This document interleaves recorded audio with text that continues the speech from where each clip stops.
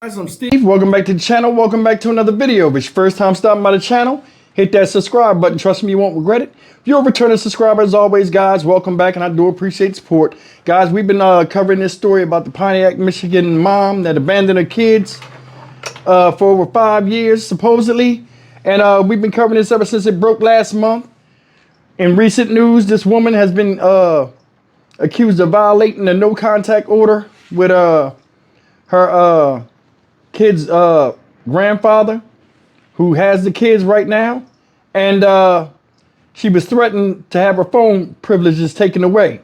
Well, she went to court today, which the story broke yesterday, but she went to court today, and they came up with the idea to suspend her phone privileges for 1 week. For 1 week. And I still believe what I said. If this was a man, they'd treat him much worse. But anyway, it don't even matter about that. Check out the story and we'll come back and talk about it. Pay attention to her defense lawyer. Stupid as can be. Check it. But first, phone privileges suspended for the Pontiac mother jailed for allegedly abandoning her children for years. Thank you so much for joining us. We're glad you're with us. I'm Simon Shaquette. And I'm Whitney Burney. We've been following this disturbing case for weeks now, but let's rewind to the last twist. Kelly Bryant's bond was set for $250 million, but on March 7th, it dropped to $50,000.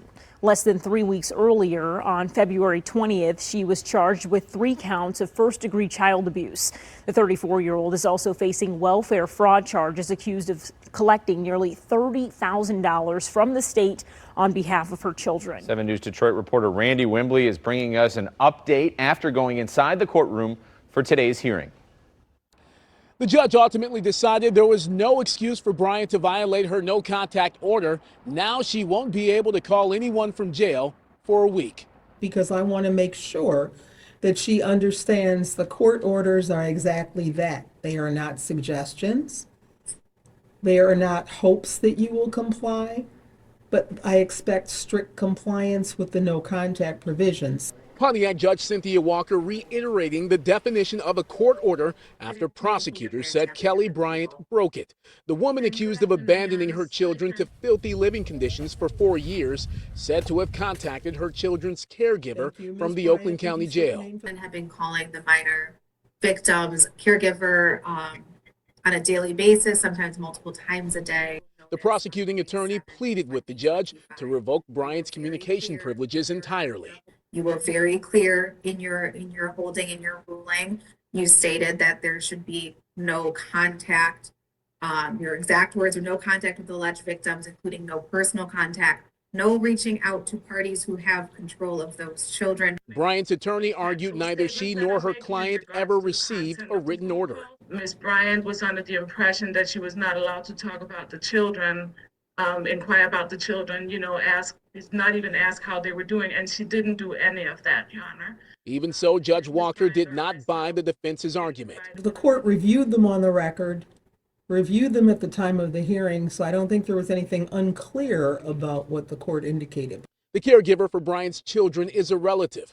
Bryant's lawyer says the two were in conversations to make arrangements in the event she comes up with $50,000 to make bond and be released from jail. I knew she was going to call the caregiver immediately.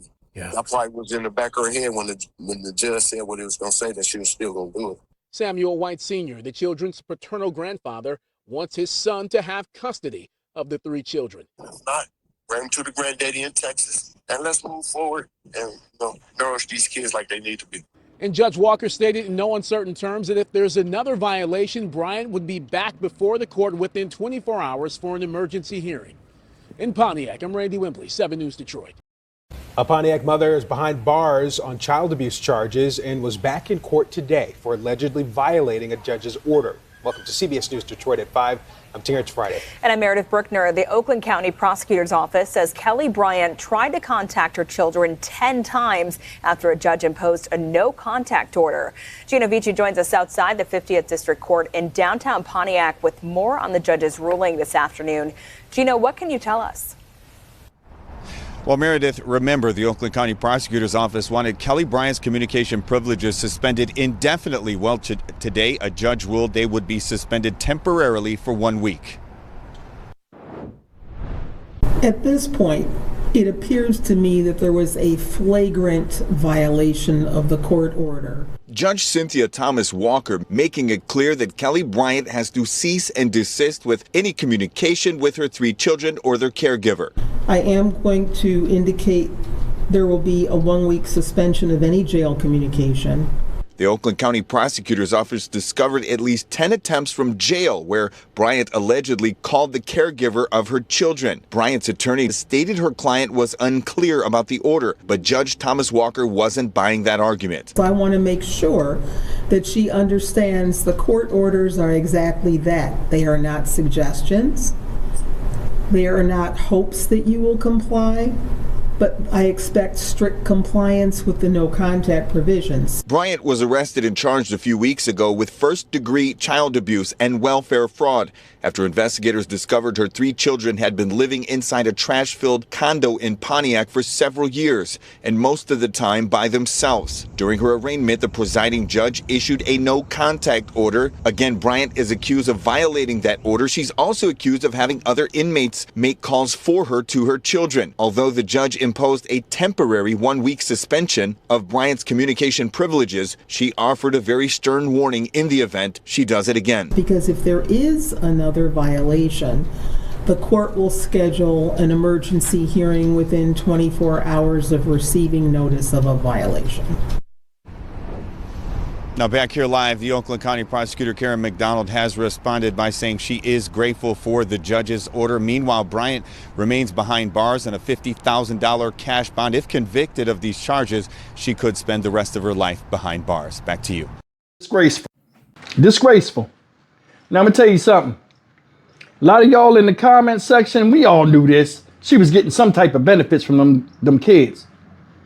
5 years, you got over $30,000 that you squandered on yourself while your children lived in horrid conditions.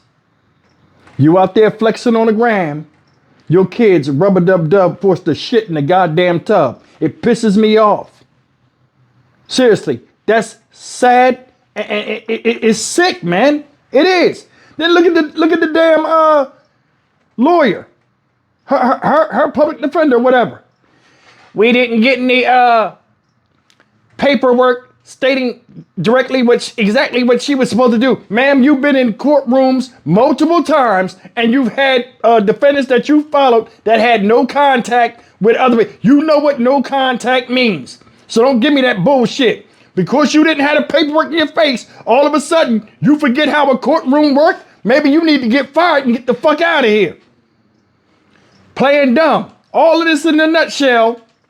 The judge, ma'am, you know you wasn't supposed to be doing that. Kelly Bryant sitting there, her lawyer talking for her. Excuse me, Your Honor, I apologize. My client's a dumbass. It's the same shit. That's all it is. That's all this was. Suspended for a week. If that was a dude, he wouldn't be able to touch the phone or even look at it. Seriously. I gave you, what did the judge say? I gave you strict orders not to follow that. Not to follow, and you didn't do it. So it's a flagrant violation of the rules of what you was told.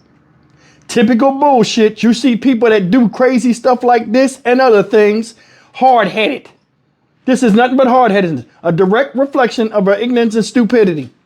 Had inmates calling and all this other stuff. Granddad or her father, hey, we wasn't talking about that. We was talking about getting these kids, you know, getting custody of the kids or whatever. Then the other, on the father's side, hey, bring them to Texas. We'll start their life over this and that.